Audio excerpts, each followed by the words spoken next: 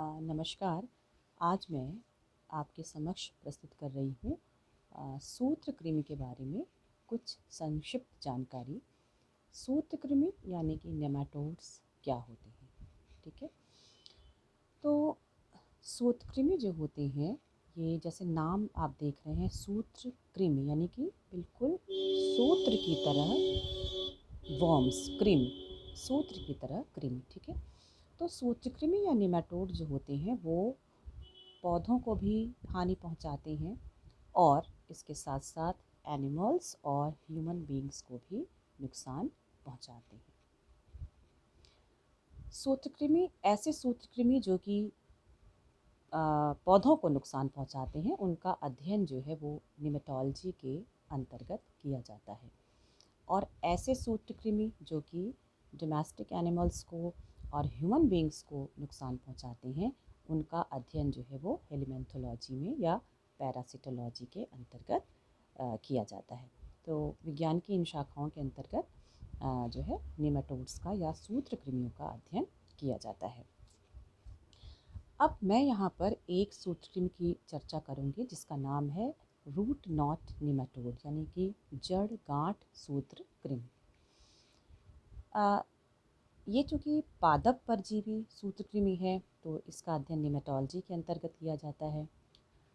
बास्टियान को father of नेमाटोलॉजी के नाम से जाना जाता है और हमारे भारत में अबरार एम खान जी को मतलब कि फादर ऑफ इंडियन नेमाटोलॉजी के नाम से जाना जाता है। और जो जड़गांठ सूत्रकृमि होता है या जिसकी मैं बात कर रही हूँ, जो रूट नॉट नेमाटोड है, ये जितने भी फूड प्लांट्स हैं, जितने फाइबरस प्लांट हैं, मतलब फूड, फाइबर और टिम्बर, इन सब पर जो है आक्रमण करता है और हानि पहुंचाता है। रूट नॉट नेमाटोड को सबसे पहले अगर हम विश्व में इंट्रोड्यूस कराने की बात करें तो इसको क्यूकम्बर प्लांट में इंग्लैंड में सर्वप्रथम 1855 में रिपोर्ट किया था बर्कली नाम के वैज्ञानिक ने। और अगर हम भारत की बात करें तो जो देवला नाम का स्थान है केरला में, वहाँ पर इसी नेमाटोड को यानी कि रूट नॉट नेमाटोड को 1901 में बार्बर नाम के वैज्ञानिक ने सबसे पहले खोजा था। पूरे विश्व में लगभग इस समय 61 प्रजातियां हैं रूट नॉट नेमाटोड की और 61 स्पीशीज़ है, 2 सब स्पीशीज़ हैं और भारत में हमारे लगभग 12 प्रजातियां हैं रूट नॉट नेमाटोड की, जो कि हमारे विभिन्न प्रकार के फल, फाइबर और टिम्बर प्लांट्स को नुकसान पहुंचाती हैं। तो एक ये सामान्य सा इंट्रोडक्शन था। अब यह है कि आप अगर रचना की बात करें कि सूत्र, ये जो जड़गांठ सूत्रकृमि होते हैं या ओवरऑल सूत्रकृमि कैसे होते हैं, तो जैसे मैंने कहा कि सूत्रकृमि बिल्कुल सूत्र की तरह होते हैं, ठीक है। उसके बाद ये इतने छोटे होते हैं कि हमको इनको देखने के लिए सूक्ष्मदर्शी जो यंत्र है उसका प्रयोग करना पड़ता है। इनका आकार बेलनाकार होता है और इनका जो शरीर है वो खंडहीन होता है, उसमें खंड नहीं होते और ऊपर से ये ढका होता है क्यूटिकल से, यानी एक उपचर जो होती है उसको हम क्यूटिकल कहते हैं, उसे ढका होता है। और ये कूटगोहित जंतु होते हैं यानी कि स्यूडोसोलोमिक कंडीशन इसमें पाई जाती है, ठीक है। अब ये सॉइल में या तो सैप्रोफिटिक फॉर्म में रहते हैं या फिर जो है आपका पैरासिटिक, प्लांट पैरासिटिक के फॉर्म में पाए जाते हैं। जैसे मैंने कहा कि बहुत सारे ऐसे भी होते हैं जो कि एनिमल्स को और ह्यूमन बीइंग्स को भी नुकसान पहुंचाते हैं। अब बात करते हैं कि आपका जो जड़गांठ सूत्रकृमि है, ये इसमें अगर हम इसके लाइफ साइकिल की बात करें तो वो कैसी होती है। जड़ गांठ सूत्रकृमि जैसे आप नाम से देख रहे हैं, तो अगर आप इसमें देखिए तो इसमें एक नर है, एक मादा है।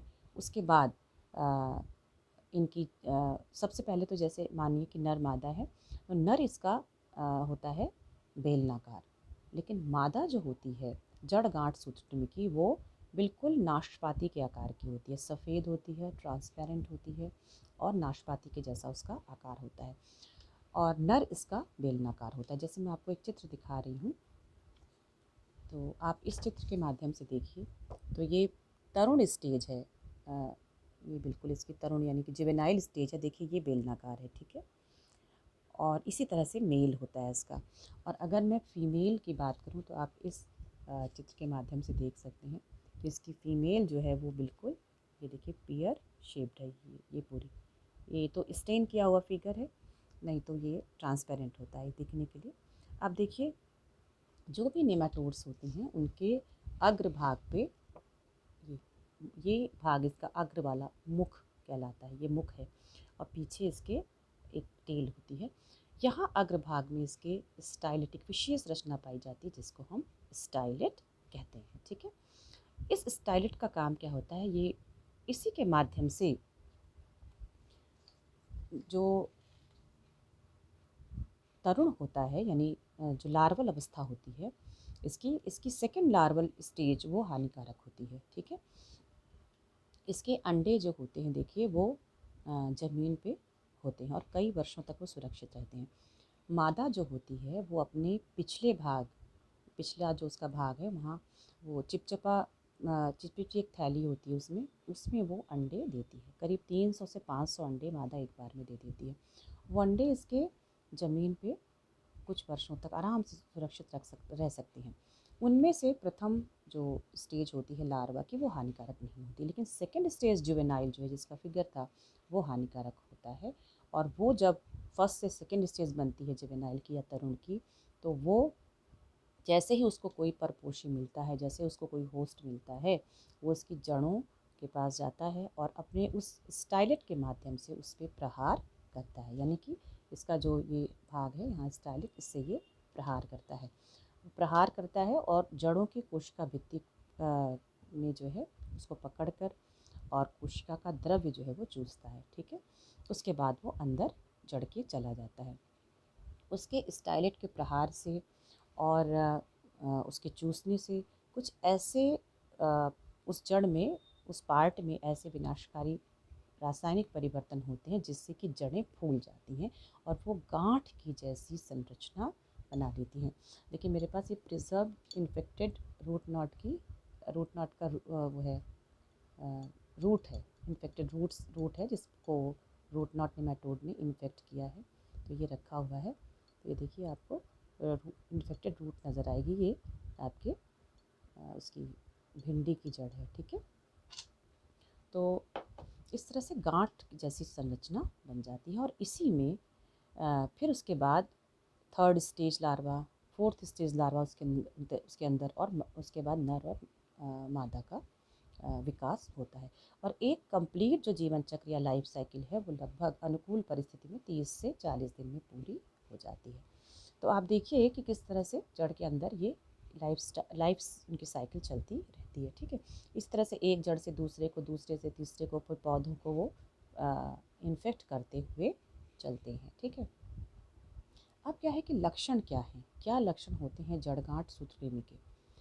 जड़गांठ सूत्रकृमि को किसानों का गुप्त शत्रु भी कहते हैं। ऐसा इसलिए होता है क्योंकि देखिए जो सिम्टम्स हैं, अगर हम पौधे के ऊपरी सिम्टम को देखेंगे तो आप कभी ये देखिए कि अगर कोई भिन्न सब्जी का या आपके अन्य किसी अनाज का पौधा जो है, अगर उसकी पत्तियां पीली पड़ रही हैं, ठीक है, वो पौधा छोटा रह जा रहा है लंबाई में, उसमें स्टंटिंग हो रही है, उसमें बहुत कम फूल लग रहे हैं, बहुत कम फल लग रहे हैं।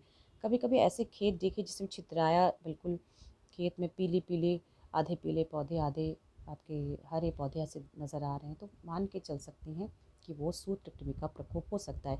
किसान भाई इसको समझते नहीं हैं। उन्हें ये होता है कि कहीं ऐसा तो नहीं कि पौधों में विल्टिंग हो रही है, क्योंकि विल्टिंग के जो कैरेक्टरिस्टिक्स हैं, मतलब कि उकठा बीमारी के जो लक्षण हैं, ऊपरी लक्षण, और इस जड़गांठ सूत्रकृमि के जो लक्षण हैं पौधों में ऊपरी पार्ट में, वो एक ही जैसे लगभग लगते हैं, ठीक है। लेकिन अगर आपको ऐसे पौधे नज़र आ रहे हैं अपने खेत में, तो आप उन पौधों की एक बार जड़ को उखाड़ कर देखिए, पौधे को जड़ सहित उखाड़ कर देखिए। अगर रूट नॉट का उसमें इन्फेक्शन होगा तो आप देखेंगे कि जड़ों में गोल गोल गांठें नज़र आएंगी, पूरी जड़ों में, और कहीं बड़ी, कहीं छोटी छोटी गांठें, कहीं गांठों के ऊपर से ही जड़ निकलती हुई नज़र आएगी। तो इस तरह से जो अटैक होता है वो रूट नॉट का होता है। जबकि अगर विल्टिंग है तो आप देखेंगे कि जड़ें काली काली पड़ जाती हैं, जड़ें सड़ जाती हैं। तो उसमें जो है इस तरह का अटैक होता है, क्योंकि जब वो नॉट का डेवलपमेंट होता है तो जो भोजन या पानी है जो जड़ से पौधों तक पहुंचना चाहिए वो यहाँ पर ब्लॉक हो जाता है। एक तरह से मान के चलिए कि वो जब नेमाटोड्स डेवलप कर रहे हैं अंदर, तो वो पौधे की सारी चीज़ें तो जड़ से ही ले रहे हैं, तो ऊपर तक पोषक पदार्थ बहुत अच्छे से नहीं पहुंच पाता है, जिस कारण से पौधे में स्टंटिंग और उनका जो लीव्स हैं वो येलोइंग कलर की हो जाती हैं और उनके फूल और फल दोनों कम लगते हैं। पौधा कमज़ोर हो जाता है, बीमार हो जाता है, अंततः वो ख़त्म भी हो जाता है बहुत हैवी इन्फेक्शन हुआ तो। अब ये है कि ये चीज़ें अक्सर किसान भाई नहीं जानते, तो इसी वजह से इसको किसानों का गुप्त शत्रु भी हम कह सकते हैं। अब है कि हम इसके प्रबंधन की बात कैसे करें। जड़ गांठ सूत्रकृमि से अगर आपको अपने खेतों को, अपने पौधों को बचाना है तो मैं तो यही कहूँगी कि हमें एक तरह से समेकित प्रबंधन का इस्तेमाल करना चाहिए। जैसे केमिकल्स का बहुत अधिक उपयोग मत करिए। जब बहुत अधिक, मान लीजिए ऐसी स्थिति आ गई कि आपका बहुत अधिक मात्रा में खेत खराब हो गया, तब तो बात अलग है कि आपको तब नेमेटिसाइड्स का प्रयोग करना पड़ेगा। लेकिन कोशिश यही करिए, पहली चीज़, कि अगर आप नेमाटोड्स से बचाना चाहते हैं अपने खेतों को, तो पहली चीज़ ये है कि खेत तैयार जब आप कर रहे हैं तो कुछ दिन खेत तैयार होने पे जब आप मिट्टी अपनी तैयार करते हैं, उसकी निराई गुड़ाई, उसकी जो जुताई करते हैं, जुताई के बाद कुछ हफ्ते तक खेतों को आप छोड़ दीजिए धूप में। तो गर्मी से जो है बहुत सारे सूत्रकृमि के अंडे अपने आप ख़त्म हो जाते हैं, बहुत सारे अन्य कीट भी ख़त्म हो जाते हैं। नर्सरी के लिए जब आप मिट्टी तैयार करते हैं तो मिट्टी को पॉलीथीन से ढक दीजिए, उसको भी कुछ हफ्ते आप अगर धूप में रख दें तो जिन पौधों की आप नर्सरी तैयार करते हैं तो नर्सरी में इन्फेक्शन नहीं होगा। जब नर्सरी में नहीं होगा तो वो आपके खेतों में भी नहीं आएगा, ठीक है। या नर्सरी के पौधों को आप हॉट वाटर ट्रीटमेंट दे दीजिए। यानी जो आईपीएम का तरीका होता है कि हम भौतिक विधियाँ अपनाएं, हम यांत्रिक विधियाँ अपनाएं, हम बायोलॉजिकल विधियाँ अपनाएं, हमें शस्य समायोजन करें, इस तरह की हमें विधियों का अपनाना चाहिए। आप कोशिश ये करिए कि जैसे अगर आप टमाटर लगा रहे हैं, बैंगन लगा रहे हैं, कुछ भी आप लगा रहे हैं, तो उनकी आप रोगरोधी प्रजातियों को पता करिए कि ऐसी कौन सी प्रजातियां हैं जिसमें कि निमेटोड नहीं लगेगा। तो निमेटोड की रोगरोधी प्रजातियों का आप प्रयोग कर लीजिए। जैसे टमाटर के लिए आप SL 120 या निमेटॉक्स का प्रयोग कर सकती हैं। ऐसी जितनी भी हैं आप उनको देख करके, पूछ करके तब लगाइए। इसके बाद है कि गेंदे आप सब जानते हैं, और गेंदे का फूल बहुत अच्छा होता है, लगता भी बहुत अच्छा है।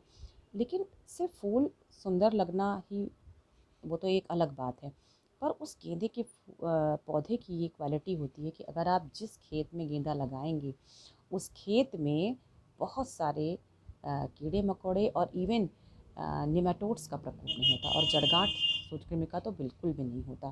तो अगर आप सब्जियां लगा रहे हैं, आप विभिन्न प्रकार के अनाज लगा रहे हैं, तो जब जब गेंदे का सीज़न हो, 3 बार तो आप लगा ही सकती हैं, तो आप मेड़ों पर गेंदे लगा दीजिए या फिर बीच बीच में सब्जियों के बीच में लगा लीजिए, या अन्य के बीच में नहीं है तो आप किनारे लगा दीजिए। तो ऐसे कुछ पदार्थ निकलते हैं इनकी जड़ों से, गेंदे के पौधों की जड़ों से, कि वो आपकी निमेटोड्स को अरुचिकर लगते हैं और जिससे वो भाग जाते हैं। इसके बाद बहुत सारे ऐसे पौधे जैसे नीम है, धतूरा है, या आपका करंज है, या आपका तिल है, या आपका महुआ है। आप धतूरे का अर्क डाल सकती हैं, गेंदे का नीम का भी अर्क आप डाल सकती हैं।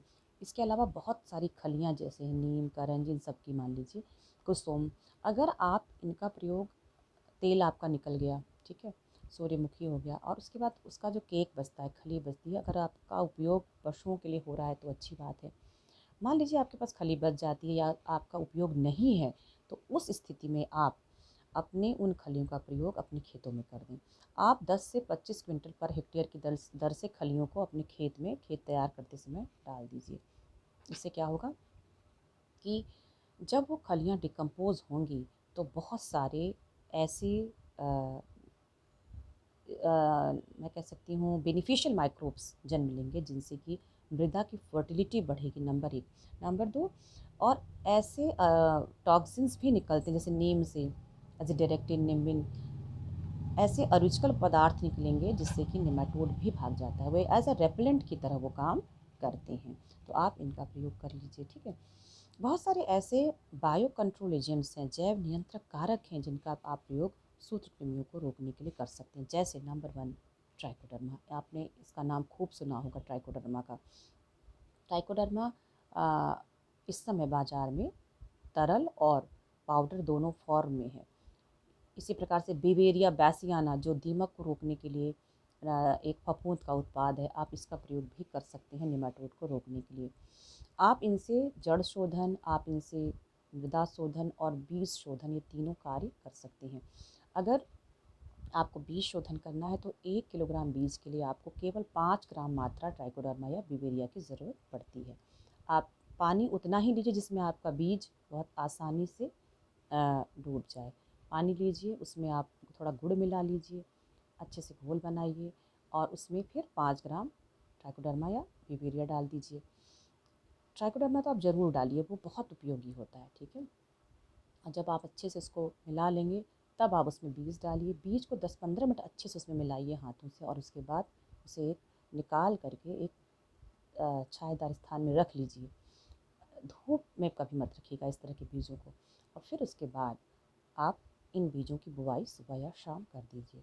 कभी भी आपके खेत में नेमाटोड्स का प्रकोप नहीं होगा। इसके साथ साथ बहुत सारी ऐसे दूसरे भी बीमारियां हैं, जैसे विल्ट, फ्यूजेरियम भी नहीं लगेगा, राइजेक्टोनिया का अटैक भी नहीं होगा, और आपके भूमि की उर्वरा शक्ति भी बढ़ेगी, ठीक है। ऐसे बहुत सारे एंजाइम्स निकलते हैं इसमें से, जो कि आपकी मृदा की उर्वरा शक्ति को बढ़ाने का काम करती हैं ट्राइकोडर्मा में। इसके अलावा पेसिलोमाइसिस लिलेसिनस है, वर्टिसिलियम क्लेमाइडोस्पोरियम है। ये एग पैरासिटिक इनका नेचर होता है, यानी ये नेमाटोड्स के एग्स को ही खा लेते हैं, तो इनका भी प्रयोग किया जा सकता है। आप वाम फफूंद का प्रयोग भी कर सकते हैं। वाम जो होता है या माइकोराइज़ा जो है, वो आप जानते हैं कि उच्च वर्गीय जो पौधों की जड़ें और जो है फफूंद का एक बहुत अच्छा सहयोग है, और आप इसका प्रयोग भी नेमाटोड को रोकने के लिए कर सकते हैं। इसमें भी एक क्षमता ये होती है कि नेमाटोड के अलावा ये फ्यूजेरियम को भी कम करता है, ये राइजेक्टोनिया से भी पौधों को बचाता है। तो यानी उकठा रोग, जड़ गलन रोग, जड़ सड़न रोग से भी आप अपने पौधों की रक्षा कर सकते हैं। तो ये कुछ ऐसे उपाय हैं जिनसे आप अपने खेतों को रूट नॉट से, नेमाटोड के प्रकोप से बचा सकते हैं। धन्यवाद।